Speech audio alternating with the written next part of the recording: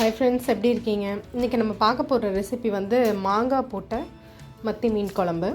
அதுக்கு தேவையான பொருட்கள் என்னென்னு பார்த்துடலாம். இதுக்கு வந்து நான் ஒரு 7 மத்தி மீன் எடுத்திருக்கேன். ஸோ இதை வச்சு தான் நம்ம குழம்பு செய்ய போகிறோம்.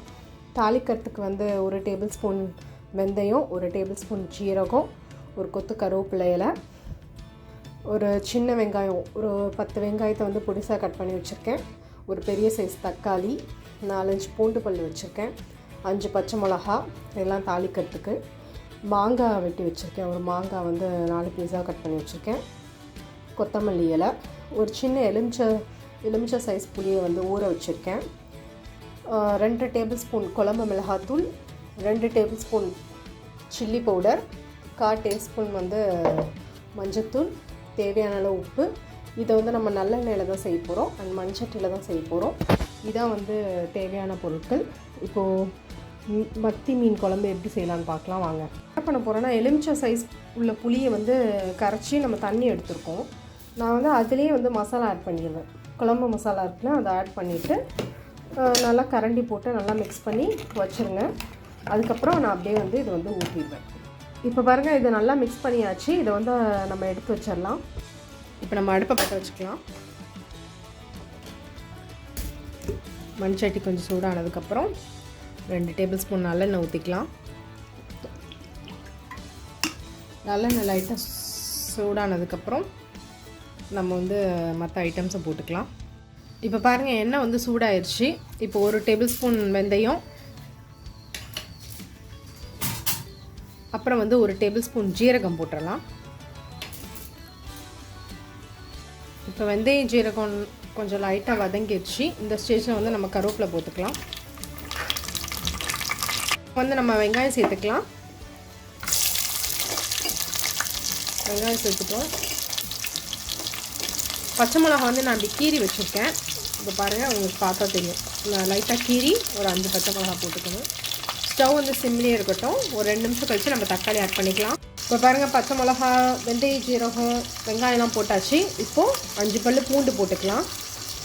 பூண்டு போட்டு ஒரு 2 நிமிஷம் கழித்து நம்ம தக்காளி ஆட் பண்ணிக்கலாம். வெங்காயம் கொஞ்சம் லைட்டாக வதங்கிடுச்சு. இந்த ஸ்டேஜில் வந்து நம்ம வந்து தக்காளி ஆட் பண்ணிக்கலாம். தக்காளி ஆட் பண்ணியாச்சு. இப்போ 1 டேபிள் ஸ்பூன் வந்து உப்பு சேர்த்துக்கலாம். உப்பு சேர்த்து லைட்டாக கிண்டி விட்டுருங்க. இது அப்படியே இருக்கட்டும். வெங்காயம் தக்காளி நல்லா வதங்கட்டும். வெங்காயம் தக்காளி பச்சை மிளகா கருவேப்பிலை எல்லாமே நல்லா வதங்கி வந்துருக்கு. இந்த ஸ்டேஜில் வந்து நம்ம மசாலா ஆட் பண்ணிக்கலாம்.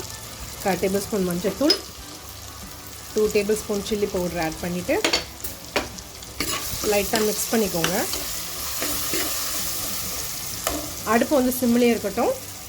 ஒரு 5 நிமிஷத்துக்கு அப்படியே இருக்கட்டும். வெங்காயம் தக்காளி எல்லாம் சேர்ந்து எண்ணெய் பிரிஞ்சு வந்திருக்கு. இந்த ஸ்டேஜில் வந்து நம்ம வந்து மசாலாவோட கலந்து வச்ச புளி தண்ணி வந்து ஊற்றிடலாம். புளி தண்ணி ஊற்றிட்டு லைட்டாக மிக்ஸ் பண்ணி விட்டுருங்க.